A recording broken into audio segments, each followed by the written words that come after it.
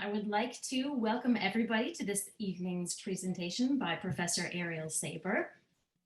My name is Maggie Fritz-Morkin, and I'm here just to introduce her talk tonight entitled, We Never Hear the Wind Itself, the Non-Human Within the Humanities. And I just wanted to let you know in the beginning that you can use closed caption. We have closed captioning service available. You can click at the bottom right of your Zoom screen. And I just wanted to start out and say a few words about my own experience in Professor Saiber's course a few years ago. I think it was the first Dante course that you ever taught. It's something that I do now too. I teach at University of North Carolina, Chapel Hill, and I can't imagine what my life would have been like if I had not stumbled into that course my sophomore year at Bowdoin once upon a time. So it's really nice to be kind of back among friends. I'm not sure if I would have made it back to the Bowdoin campus this summer. And so I think COVID, while it has had many difficulties, and it's kind of an unheard of experience for all of us, I think experiences like this, these kind of reconnections, felicitous reconnections, are one silver lining that I've really appreciated. Another kind of COVID experience that I thought I would share is the sort of way that we're re-experiencing our domestic spaces. We have a new relationship with time in our houses and the space of our houses. And a while ago, I went exploring in my house as if it were kind of an unseen territory. And I found, I don't know if you can see this. Does anybody recognize this handwriting? If you were in my Dante course, you might recognize the handwriting. I thought I would read a comment that Professor Saiber made in my very first Dante exam. She says, "These are very good points, but there's so much more that one can say about the limits and dangers of language, reading and writing. I know you only had a short time to write here and develop your ideas, alas." So I've taken like 20 years to sort of remedy that problem. And I just wanted to say thank you to Dr. Saiber for the invitation to do so. I think I speak for many of us here, many alumni who have really appreciated her mentorship and encouragement along the way. Let's see. I think I'll give you also a little, a more formal introduction for those of you who don't know Professor Saiber and haven't had the chance to take a course with her. So, as I mentioned, she was my first teacher of Dante. Dante, a medieval Italian poet. Dr. Saiber has been an active a member and leader of the field of Dante studies in America and internationally. She's been involved with the Dante Society of America as the vice president and on the executive council. She's edited volumes on Longfellow and Dante has a curatorial hand in the Dante Today website, kind of collecting various kind of instances of Dante in popular culture.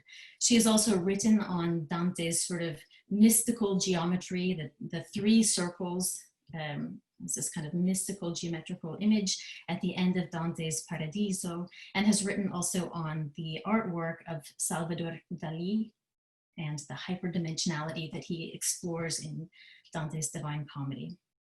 However, she's trained as a Renaissance scholar and has written a really exciting and wonderful prize-winning book. It won all of the prizes, all of the awards, came out just a few years ago, Measured Words, Computation and Writing in Renaissance Italy.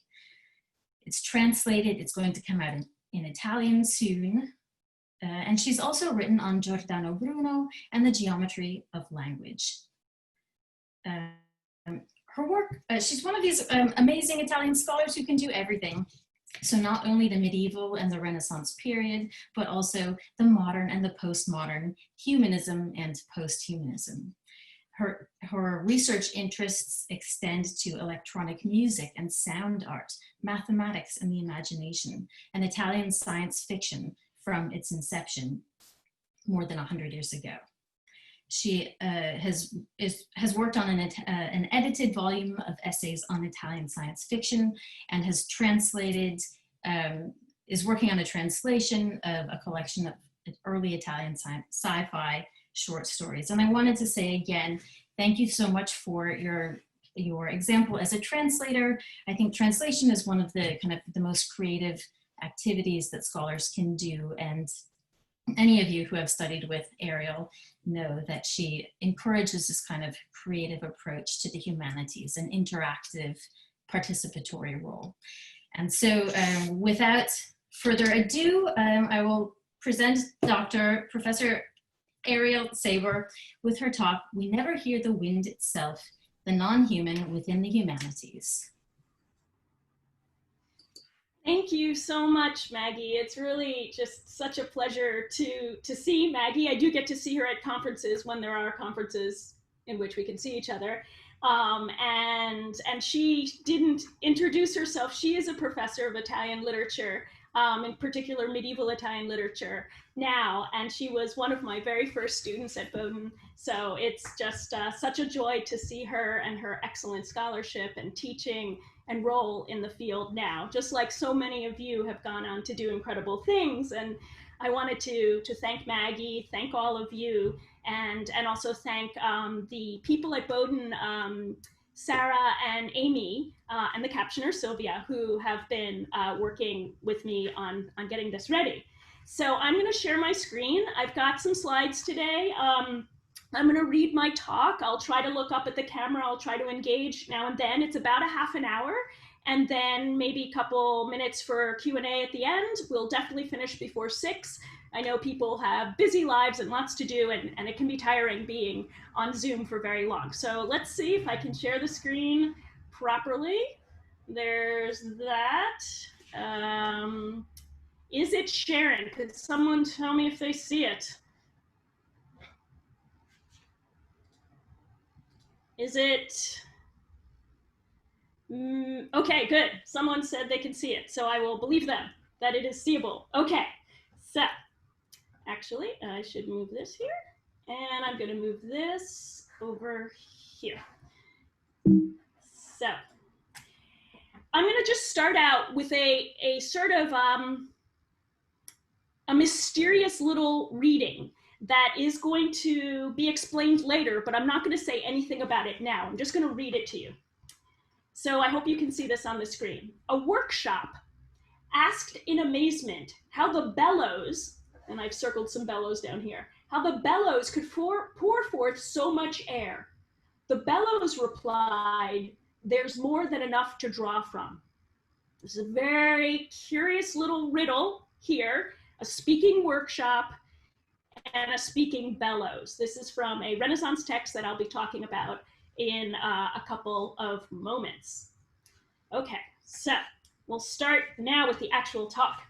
So in these challenging times of inequality and injustice of so many kinds, of alternate facts, environmental crisis, and clear acts of disregard by individuals for one another and our larger communities during a pandemic, I feel fortunate to be a part of an academic institution, your institution, and community that not only cares deeply about the common good, but enacts it in so many ways. I'm also so grateful that my work in the humanities allows me to spend time reading the words of great thinkers who have experienced times of strife and suffering and found ways to draw strength and wisdom from the vicissitudes of this world. And that I get to share this with brilliant Bowdoin students, y'all. I'm honored to be talking with Bowdoin alumni this evening, some of whom I've met, some of whom I hope one day to meet, but all of whom I know are doing important work to help better what needs bettering and change what needs changing around the globe. So thank you to all of you for all you're doing right now. I know it's a lot. So today I'm going to briefly share with you a bit of my research around a question that I and many people have had since forever, basically. And here's the question. Very simple, very direct. How can we better learn and enact compassion and empathy for each other, for the things of this planet, and for the planet itself? More specifically, perhaps to this talk and to my particular area of research, how can studying the humanities help us be better humans? So, the non-human. the post-human, the transhuman, the inhuman, the unhuman, the infrahuman, the ahuman, the anti-human. These and many past and present theories of the human are flourishing today in debates on the dangers of thinking through the lens of human superiority and exceptionalism. Arguments in favor of anthropodecentrism have been coaxing us away from the illusion of central position, from our belief that we are the only real subject observing and acting upon the world, from ideas that anything that is not human or our kind of human exists only in relation to us, from the notion that we are endowed with access to higher cognitive functions, only we are, and from the thoughtlessness with which we interact not only with one another, but with the natural and made things of this world. Now, of course, not all of you are in this category of people, but many of us have this kind of disregard or not conscious relationship to things in this world.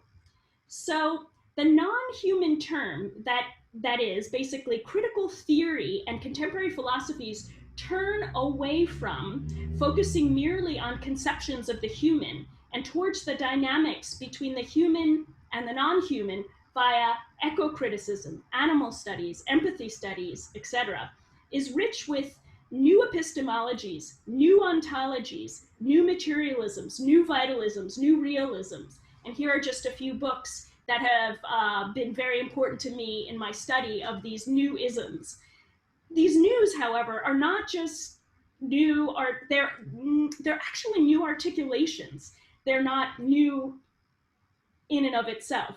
They're new articulations because humans have always questioned the merits and demerits of giving humanity preeminence and power over all terrestrial things.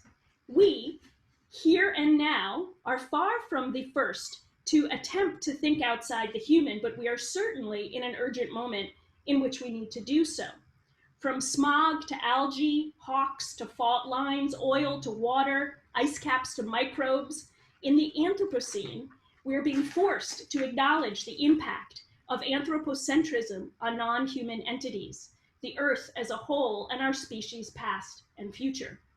And many people are doing this, whether they're inspired by the understanding of climate change and know we need to do this, or out of a fear of our species' extinction, or maybe just straight altruism. Many are realizing the need to see how interconnected we are with each other in this late capitalist, technology-driven world.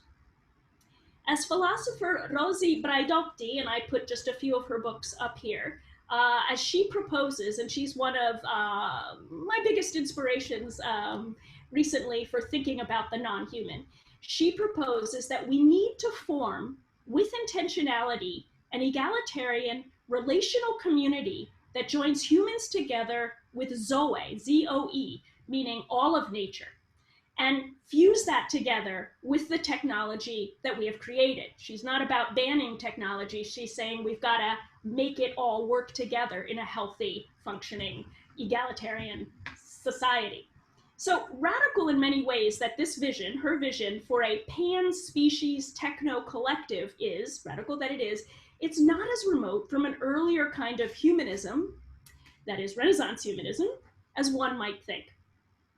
As a scholar of medieval and Renaissance Italian literature, basically literature written between the 1100s and the 1500s, my data set is a group of thinkers called the Humanists. It sort of sounds like a rock band, the Humanists. It's not a rock band.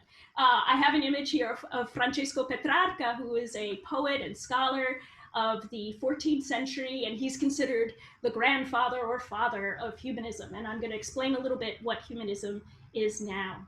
So my data set are the humanists. They are intellectuals, artists, and educated tradesmen who flourished in Italy between the late 1300s through the late 1500s. They also existed throughout Europe. They come a bit later in Northern Europe, Montaigne and Erasmus, two names you might know outside of Italy. So this humanism, this Renaissance humanism, is not exactly the same as what we think of today when we say humanism, the kind of secular humanism, which is a philosophy centered around human agency and responsibility and knowledge of the world based in science and reason rather than religion.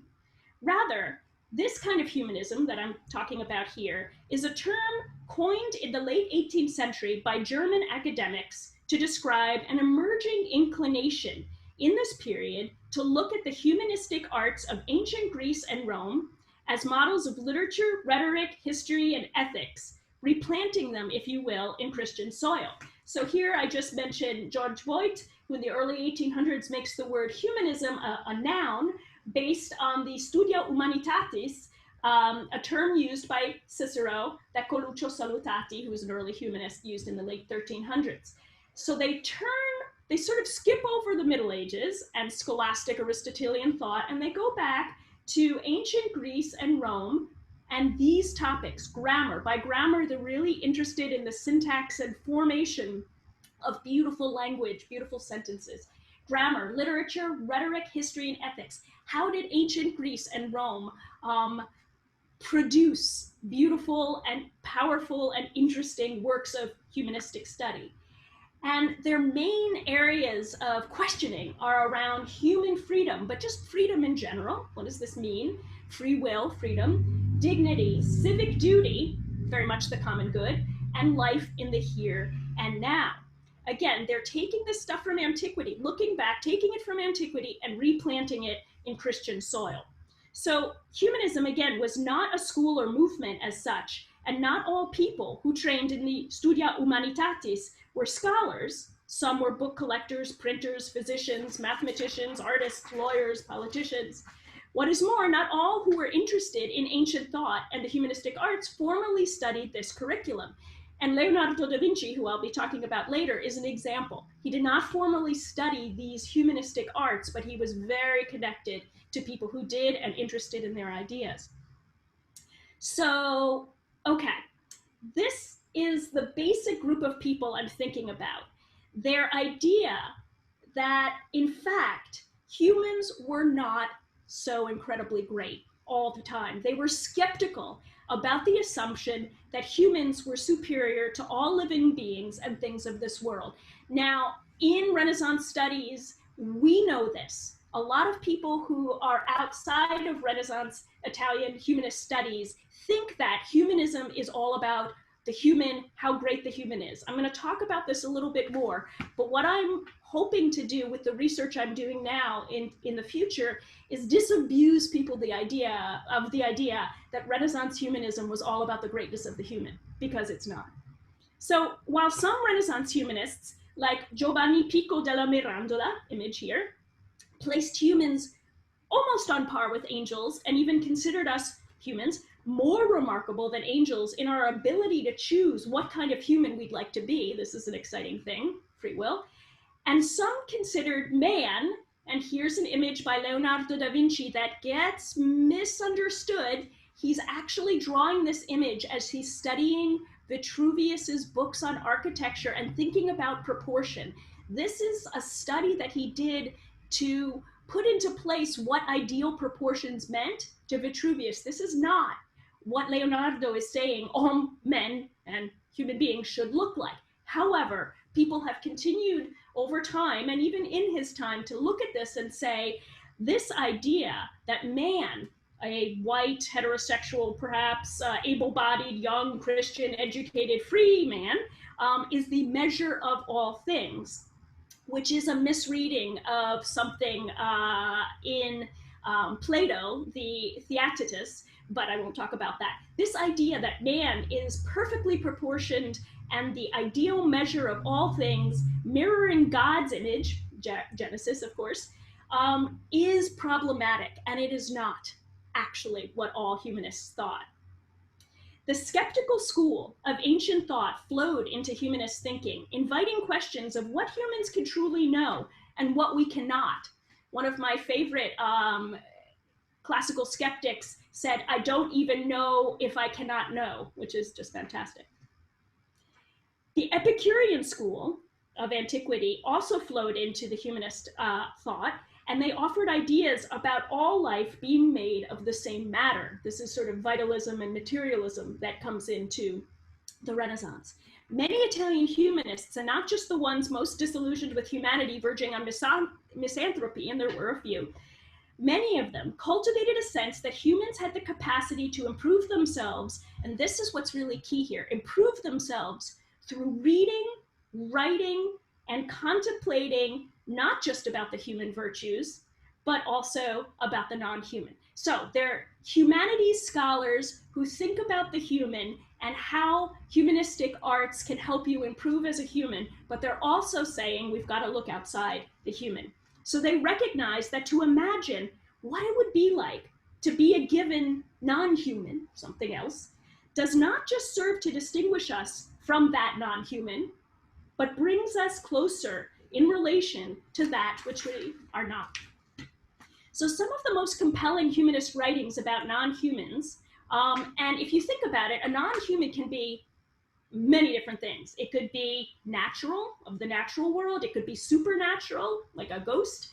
And it can be a man-made thing. It can be artificial in that sense. So writing about non-humans, their writing shows how the writer must have literally wrapped his, and I'm going to use his because they were mostly men. There were some women. We won't talk about gender right now, but we could later. Wrapped his mind around the non-human in order to translate it onto the page. So here's just a funny image. What is it like to be made of metal and hold boiling water? What is it like? What is it like to grow tall and stationary with bending limbs and a need to consume light?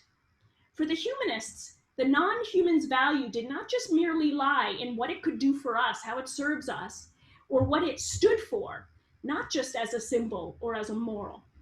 Non-humans had thinginess, worthy of contemplating. While this might sound obvious to us in the 21st century, it was not de rigueur thinking in the Middle Ages or Antiquity.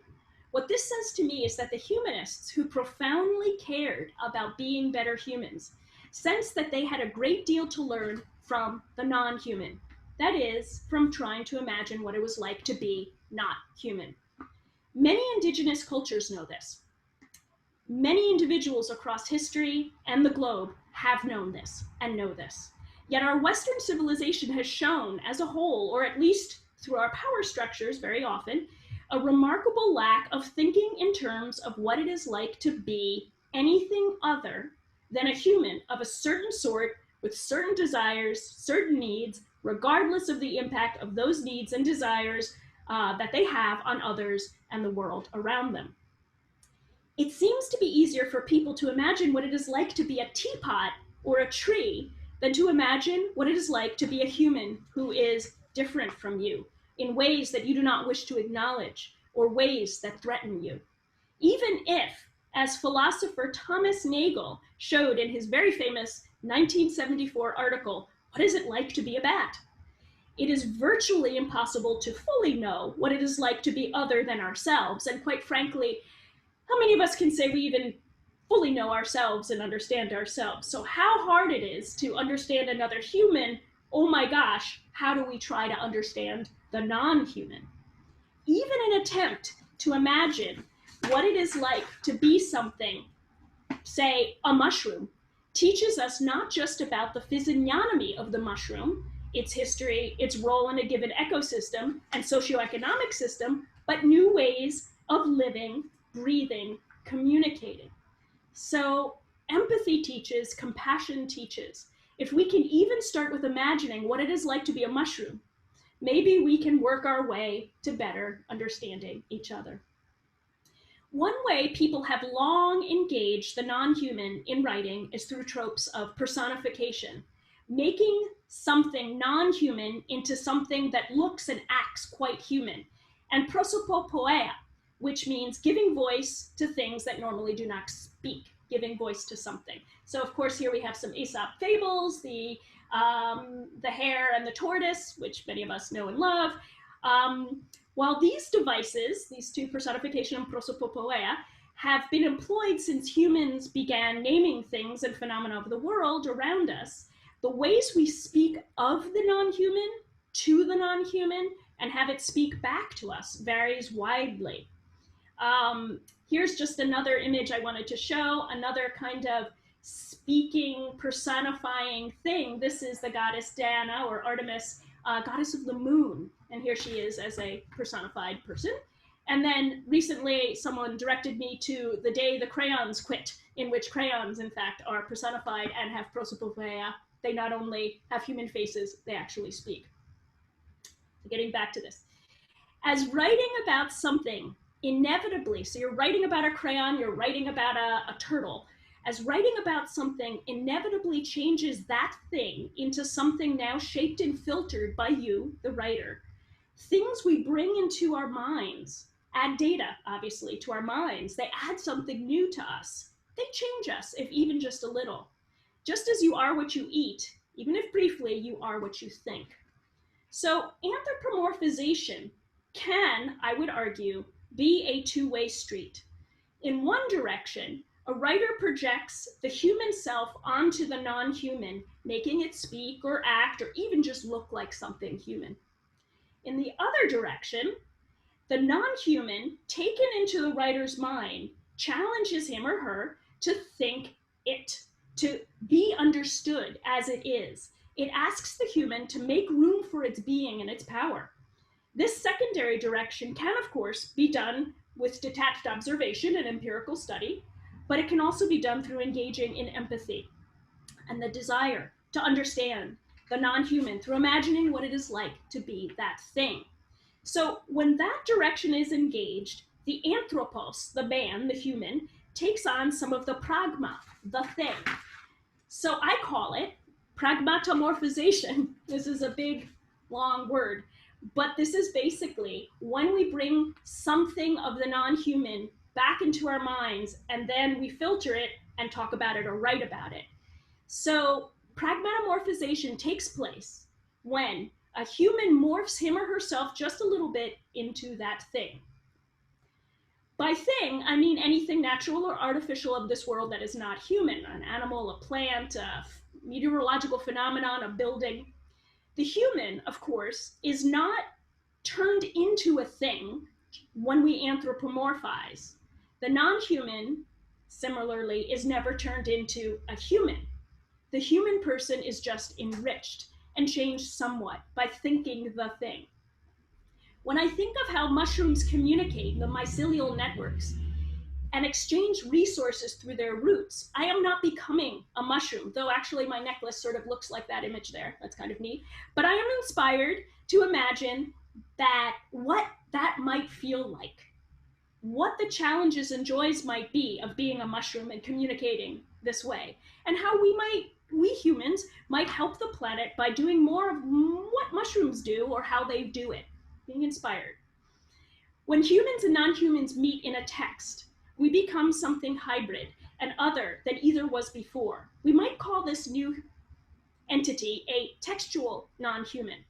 Renaissance humanist texts, as countless writings about the non-human before and after them, have no shortage of textual non-humans. What is notable, however, and why I'm doing all of this research, is how often humanist authors seemed to have intentionally pragmatomorphized themselves. The more one reads humanist descriptions and discussions of non-human things in fables, apologues, poetry, emblem books, orations, sermons, biblical commentaries, philosophical and scientific treatises, and other forms of writing, the more one sees how many of these textual non-humans were in complex relationships with their human authors. Interestingly, and I'm going to show a few images here, the non-humans that are cataloged and discussed in ancient and medieval scientific works, so before the humanists, earlier works, in bestiaries and lapidaries. So bestiaries are like animal encyclopedias with animals representing different human morals and virtues and vices. And lapidaries are about stones and minerals, and there's herbals that are about plants and the botanical world. So you would think that there would be pragmatomorphization to a large degree in these texts, but there is less. It seems to be more of a distinction between the two than showing an empathic stance between the human and the non-human in that two-way street of anthropomorphization and pragmatomorphization that I see the humanists doing. This is not to say that the writers of these texts did not experience the subtle change of bringing a non-human into one's mind and onto a page, but rather that their textual non-humans do not engage as directly in the what would it be like to be X contemplation as these later authors do. Many humanist texts, these textual non-humans are, I would argue, more continuous and contiguous. They both are what they are and the products of the humans who internalize them. These textual non-humans are both themselves and not themselves, covered as they are with the writer's fingerprints. Similarly, many humanist authors were quite aware that by the time they wrote a non-human, they had absorbed the glimmers of its unique being and had become more, the humans, than they were before. A textual non-human, viewed in this way, is like an alive, dynamic, generative, hybrid being. It is not passive, it is not stable. The non-human's true form and nature is in a dance with the author who textualizes it. The author is never just an actor, the non-human is never just an actant. What is more on the page than textual non-human may find itself, and this is interesting too, a textual non-human, so you take a mushroom, you put it into a text by writing about it, it might become, depending on the writer and the writer's goal, sexualized, gendered, idealized, demonized, radicalized, satirized, objectified, commercialized, racialized, among many other things. It shows its human author more about who he or she is. Like the saying, you can never hear the wind itself, only what the wind passes through, a tunnel, leaves on a tree, a crack in a window frame. A textual non-human is never entirely itself, nor are we ever only ourselves. Inside every textual non-human, there is a human lurking, and inside humans, there are innumerable adopted non-humans shaping us. By writing and even reading about the non-human, we have the opportunity to pragmatomorphize, to become a little more non-human and a little more aware of and hopefully sensitive to all that which is not us, but is woefully impacted by us. So I'm going to conclude with just a few examples of writings by these humanist authors that show this pragmatomorphization. So here, let's see. Okay. I'm going to skip to, well, okay, maybe I will go here. So in a 1437 collection of fables by Batista Alberti, we can see his efforts to think the non-human and decenter the human. So this is the same author that had the workshop in the bellows at the beginning. So the apologues were written in an Aesopic style, and they're notable for many innovations, but most intriguingly for the high incidence of prosopopoeic everyday objects. He makes objects speak. Based on research I've done so far, I'm inclined to say that Alberti made more everyday objects speak in his writing than any other single author of Western folklore, literary prose, or poetic traditions from antiquity up to his time. Aesop's characters, for example, Aesop, we could talk about, is a complicated figure in and of himself, are generally animals. There are some gods, there are a few numbers of humans, a few plants, but very few things.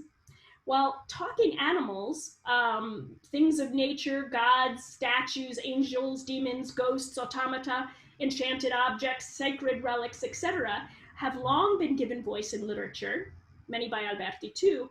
What made Alberti want to give voice to so many everyday objects? So besides speaking about things through descriptions and similes and metaphors, writers have long been speaking to things in their work. For example, imploring their love poems to fly to their beloveds and sing their verses, denouncing vice-ridden cities, eulogizing a work of art, or even something as humble as a suitcase, yelling at obstacles preventing access to a beloved's house, and so forth. They have also long been speaking for things, animating everything from kitchen implements to jousting bottle tops. And some everyday objects, and actually I did have this slide I wanted to show you, some everyday objects have, since antiquity, been made to speak directly to us. So here's Nestor's cup that actually has been decoded to say, I am the cup of Nestor, good for drinking. Whoever drinks from this cup, desire for beautifully crowned Aphrodite will seize it instantly. Basically, you will fall in love if you drink from this cup. And then I also have this Merv Griffin. I will not be right back after this message. He was a TV show host. This is an example of objects speaking to us. What Alberti starts doing, and people after Alberti, is having his objects speak to each other and have a relationship between them. So getting to Alberti's piece here, and I'm going to read this quickly. A ball was annoyed at being struck and rolled in the mud and never allowed to rest in one place. And an anvil resented having to sit still and withstand continuous blows. So they asked man, who like a god could give things different forms, to change the ball into an anvil and the anvil into a ball. The man said, these things do not suit you, but if you like, I can make hoes and rakes and pitchforks out of the anvil. The anvil replied, I prefer to keep my original size and weight, and I suggest, ball, that you deal with your unpleasantries to keep men amused and amazed by bouncing and flying. So there's a ton we could say in terms of interpreting what Alberti, his message is here. Immediately we see the classic trope of the vanity of changing places. It's better to just be who you are. Both, in fact, were made by humans, in fact, to serve specific purposes. But as we see here, the man serves this curious role. As the ball and anvil's original maker, he is to them someone with the power, they think, to remake them into something else, but the man disappoints them. He merely reveals their misunderstanding of who he actually is, as well as their misconception of who, or rather what, they actually are. So, and what they are made of and for. So on one level, Alberti is simply using the ball and anvil as stand-ins for humans who desire to be something other than they are. On another level, with the inability of the godlike man to alter the nature of and roles of the ball and the anvil, Alberti seems to be condemning human power, omnipotence, if you will. Man cannot do the impossible. He cannot make anvils fly through the air, at least not in the Renaissance, or balls serve as surfaces for hammering out a sword. The moral is doubly dark. Not only should humans not desire to be other than they are, they should not bother to think that other humans can help them change. This is pessimism for sure, or maybe even realism on Alberti's part, but what's interesting to me is the use of a ball and an anvil as characters, rather than the far more common cast of animals or other kinds of things of nature.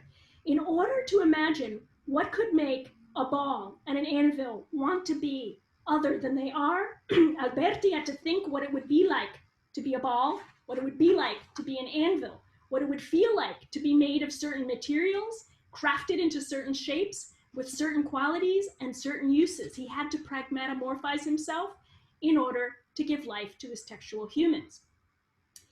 Here is another quick one that I'm going to show you, and I'll go back to the other one in a second. This is Leonardo da Vinci from his notebooks, the beginning of the treatise on water.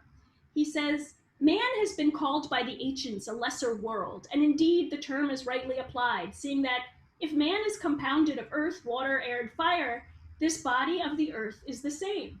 And as man has within himself bones, as a stay and framework for the flesh, so the world has rocks, which are the supports of the earth. As man has within him a pool of blood, wherein the lungs, as he breathes, expand and contract, so the body of the earth has its ocean, which rises and falls every 6 hours with the breathing of the world. Man and the world show a great resemblance. So Leonardo, like Alberti, also questioned often the primacy of humans along or within the great chain of being. Throughout his notebooks, he exalted non-humans, especially animals. He loved animals. He noticed all their superior qualities to those of humans, and he was aware of the myth in Plato where humans were gifted with reason and language as a compensation for all that they lack. In the Bible, this exists too. Leonardo was, like Alberti, pained to think of animals rotting in the tomb that is the human stomach. And when he writes about the earth itself, he often considers it superior to the human, as we can see here. Here, Leonardo presents the human body as a reduced size copy of the world, not as a microcosm of the macrocosm, but as a micro-earth. So we are micro-earths. His description is a beautiful example of empathic pragmatomorphization, or maybe terramorphization, of man. He non-humanizes us as he describes the anatomy and physiology of Earth as a living entity, a non-anthropomorphized Gaia, bringing the human and the Earth in intimate relation to one another. Leonardo is celebrating the divinity of the Earth and our reflection of it, not its reflection of us. He shows the connective tissues between human and non-human, and the uniqueness, strengths, beauties, utilities of the non-human as non-human. So I don't think we have time to look at this last one, but basically I just wanted to mention this is another example. This is a little bit later than both Alberti and Leonardo, and it's from an emblem book in the 16th century where you get an image, you get a short saying in Latin, peace from war, and you get a poem. And here it's basically a soldier imagining what to do with his bloodied helmet now that there's no more war. And he says, wow, shape, size, maybe this could be useful for bees to make a hive in. So the soldier thinks like a bee and imagines what a bee would like to create their home in, its home in. So this is another kind of pragmatomorphization that happens through writing. So my concluding paragraph, 2 paragraphs, and then I would love to have any questions. Humanist textual non-humans often show themselves to be full of life, networks, symbioses, hybridities. They reveal relationships between author and thing, between anthropos and pragma. Textual non-humans coexist with us. They co-create with us, even when we do not recognize the fullness of their being or presence. They are semiotic social systems. They are born from the material world in conversation with the verbal, immaterial one. They exist on the page as both subjects and objects, and together with, or rather because of, the human author's decision to write about them. Along with Renaissance humanism's search for human dignity and the commitment by many of humanism's thinkers to civic duty, to the life of the here and now and things of this world, not just the afterlife or the post-human, if I may, came an awareness of the power of writing to help us know things, change things, and importantly, be changed by them. As Renaissance humanists contemplated Antiquity's textual non-humans and penned their own non-humans, by studying their textual non-humans, we increase our awareness of how the non-human has long enchanted us and ever re-enchants us with its layers of meaning, always and forever, enmeshed with our exploration into what it is like to be human. Thank you. So now let's see if I can see the Q&As, if there are any questions. Okay.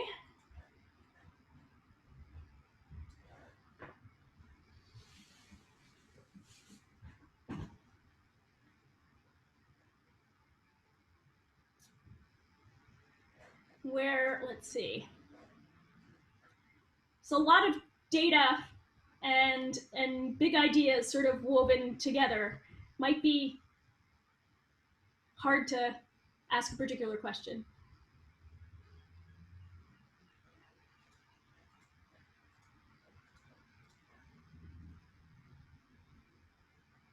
Let's see, here's a question.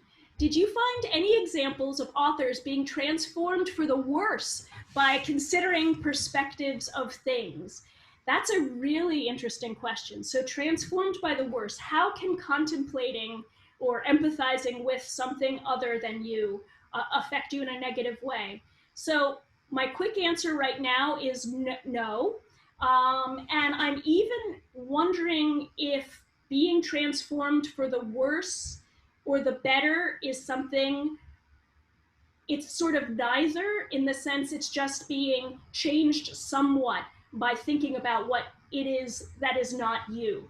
But at the same time, I could imagine, like you are what you eat, if you focus a lot of time on killing, death, monsters, scary things, potentially it could have a kind of impact on your experience and view of the world. So I guess the answer would be a complicated one, but I like the question very much, and I'm going to keep thinking about that. Here's another one.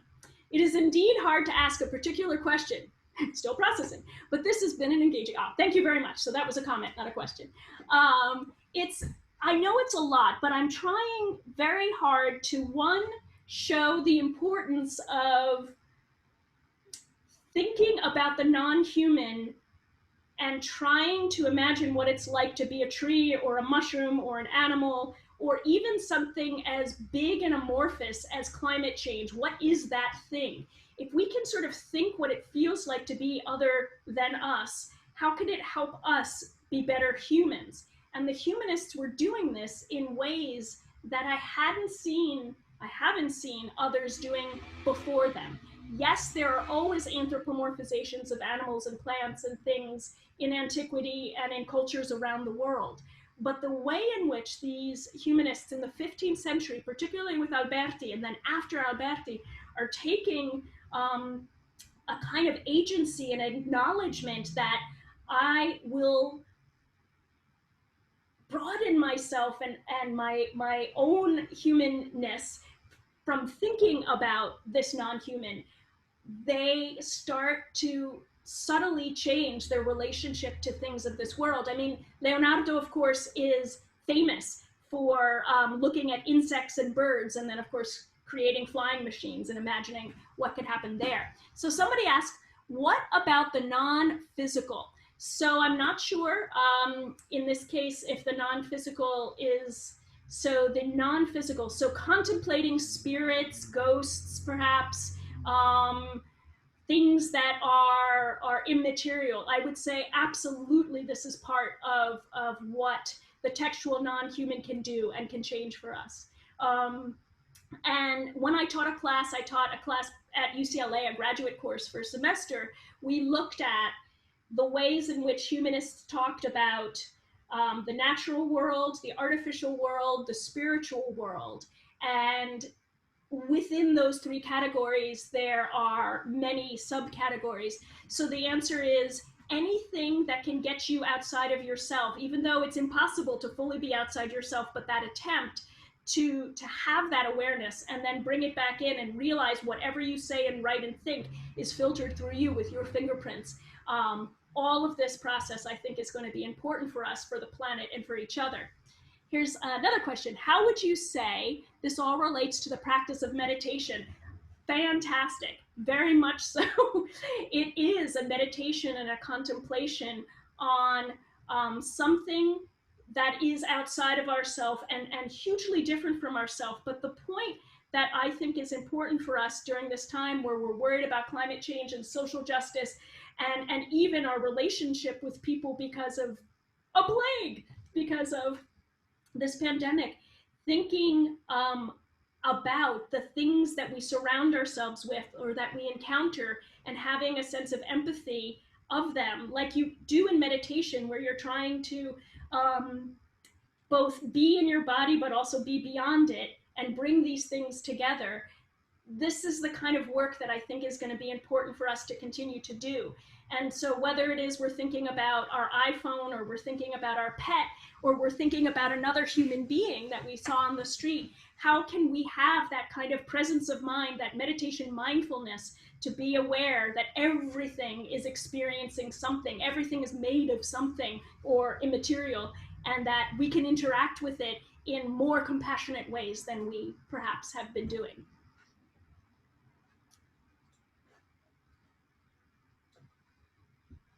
Another question, let's see. The Decameron, Boccaccio's Renaissance text, this is from Maggie, begins with, it's a matter of humanity to have compassion for those who suffer. Would you say that humanists were moved to pragmatomorphize things that appeared to suffer, lack, or need something? That is a great question too.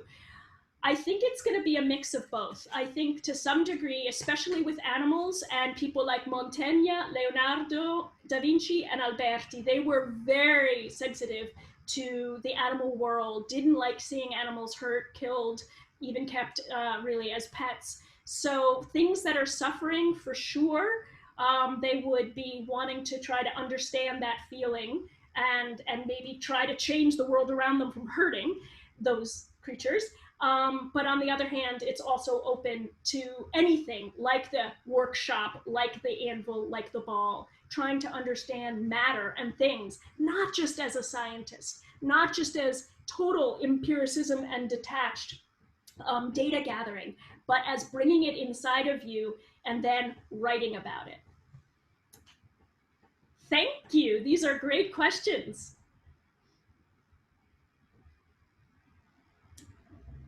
And if any of you who are on this call, well, it's not a call, it's a Zoom, it's a workshop. It's a workshop, it's not a workshop. I don't know what it is. A webinar.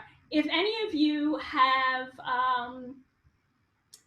read pieces, even contemporary pieces, that you find beautiful pragmatomorphizations of imagining what it is like to be something else. Science fiction does it all the time, and this is one reason I love science fiction, imagining what it is to be an alien that doesn't have any kind of language like we have, imagining what it would be like to be a ball of light, for example. What is that even like? I mean, we can do this. Our speculation, our imagination can do this. But if you've read anything that you found was a particularly beautiful or powerful example of pragmatomorphization, I'd love to see it. You can email me.